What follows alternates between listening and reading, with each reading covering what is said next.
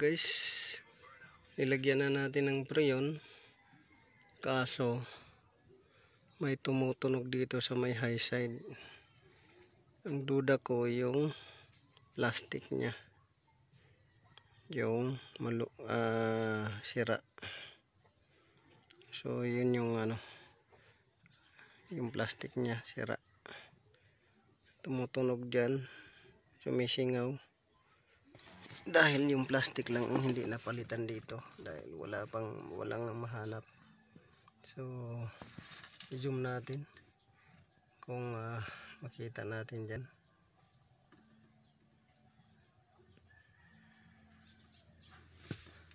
Yan yung tubo na yun na maliit, may plastic sa taas. Yan, nagbabasa yung plastic sa high side. So yan yung problema, yung plastic na yan, dahil yan yung hindi napalitan, at yan din yung ni-repair nila na plastic lang. So tatanggalin natin yan, dahil ayun may droplets sa baba, kita niya yan, may droplets ng oil. So para ma-confirm yan, kuha tayo ng flat screw. Ayun, kuha tayo flat screw para ma-confirm natin.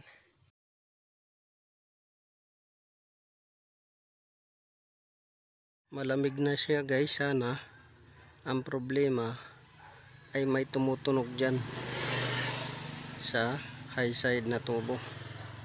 So tumutunog yung high side na tubo, gawa ng yung plastic nya ang may problema. So hindi kasi yan napalitan yung plastic na yan, gawa ng walang mahanap na plastic, at binalik lang natin yung naka-repair nila na plastic. So yan yung natin, hanapan naman ng plastic na yan, dahil yan yung tumutulo. So itong tubo na to, titingnan natin sa baba kasi may droplets yan. Yan yan, may droplets yan.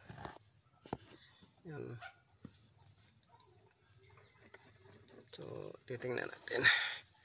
So ayan, confirm nga may droplets ng preyon. So dyan yung tumutulo at sumisingaw ito, tubo na to. So dito yung may problema.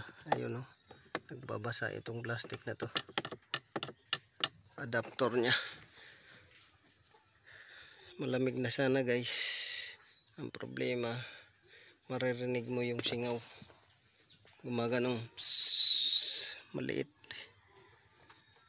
So yan yung hanapan na naman natin ng paraan kung saan tayo makabili, dahil na repair na kasi yan. Yung plastic na yan, i-repair na nila.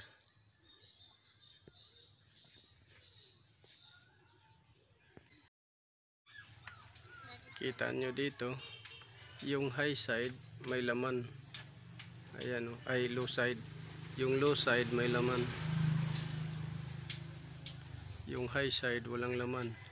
Kaya walang laman yung high side dahil doon nga sa plastic lumulusot yung preyon. Dahil yung plastic na yon luma, nahirapan tayo maghanap nun, at binalik na natin na lang yung ni-repair nilang plastic. Kaso hindi umubra pa rin yung ni-repair nila, yung dating gumawa. Kaya maghahanap talaga tayo nito ng plastic. Ang hirap hanapin pa naman yan. So yan, kikita ninyo walang laman yung high side dahil lumusot yung preyon doon sa high side na tubo, yung sinundot natin. At yung low side may laman. So okay na sana, malamig na sana yung aircon. Ang problema, naririnig natin yung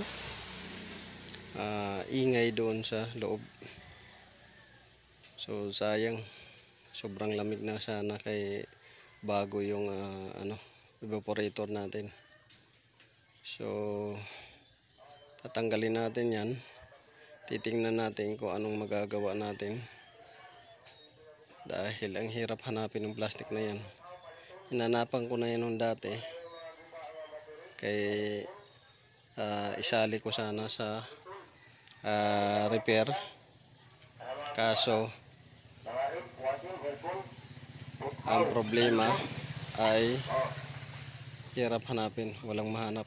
So magpapahanap na lang tayo nito sa ating mga kakilala.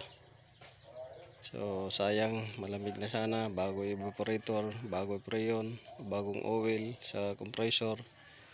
Ang problema doon sa plastic.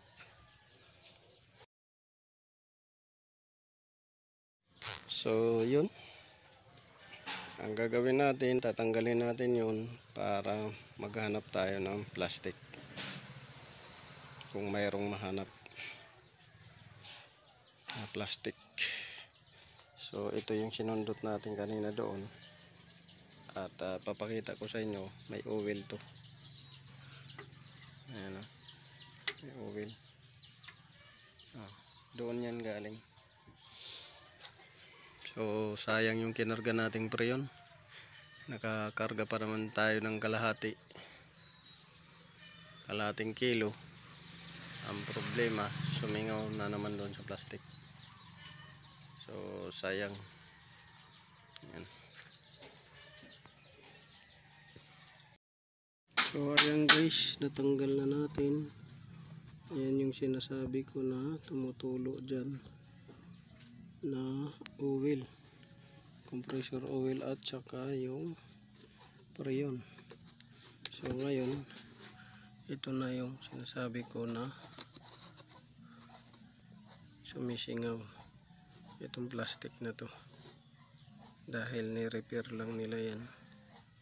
So ayan, sumisingaw dyan. So titingnan natin kung anong magagawa natin dyan, kasi mahirap hanapin yan at palagay ko walang mabibili yan kung hindi sa kasa lang. So yan yung tatanggalin natin muna yan guys. Yan so ni-repair na kasi nila yung plastic na yan. Hindi ko alam kung hindi pantay yung surface niyan. So sisilipin muna natin. So ito guys yung sinasabi kong plastic sa inyo. Yung plastic na yan, yan yung nagkakaroon ng problema. So yung may problema ngayon is ito, plastic. Masyado nang manipis yung portion dito, kaya pala nilagyan nila ng silicone dati. So silicone nila yan dati nilagay, yung dating gumawa, nilagyan nila ng silicone dahil lumulusot ang preyon. So gagawa natin ng paraan yan para hindi na lumusot, dahil wala tayong mabili niyan. Gagawa na ng paraan. So ito guys, nalagyan na natin ng preyon. Ayan, lagyan natin. Check natin dito kung malamig. Check natin. So ayan, malamig siya. Malamig siya guys. Yan, malamig din dito. Yan, pahinaan natin kung malamig pa rin. So malamig siya guys. Ito, malamig. Monitor natin dito guys ang niya, pressure. Malamig sa loob, pero dito parang may abnormality dito guys. yung pressure ng compressor nasa 52. Yan o. Nasa 52 to 53 pressure ng compressor. So masyadong mataas ang loose compression nya. Tapos dito ayan 175.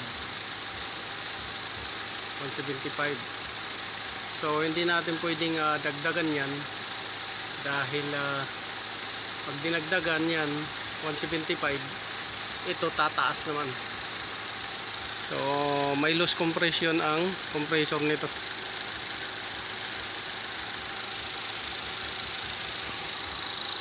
So wala na siyang leak. Yung pinakita ko sa inyo, wala na yung leak na yun, na-fix na natin. So dinoble ko na lang yung o-ring nya para kumapal at mahabol yung tabingi niyang surface ng plastic. So wala na siyang leak. Yan, wala nang leak dito. Dati pag unang bukas mo pa lang sirit kagad yung leak. Ang problema yung compressor, may abnormality na pressure. So yan yung problema, compressor. Pero malamig siya. Ito, malamig siya. Yan, malamig. Ang problema lang sa compressor dahil may abnormality, loose pressure. So monitor na lang natin guys, tapos balik natin yung mga nito, accessories. So ayun lang. Maraming salamat. God bless.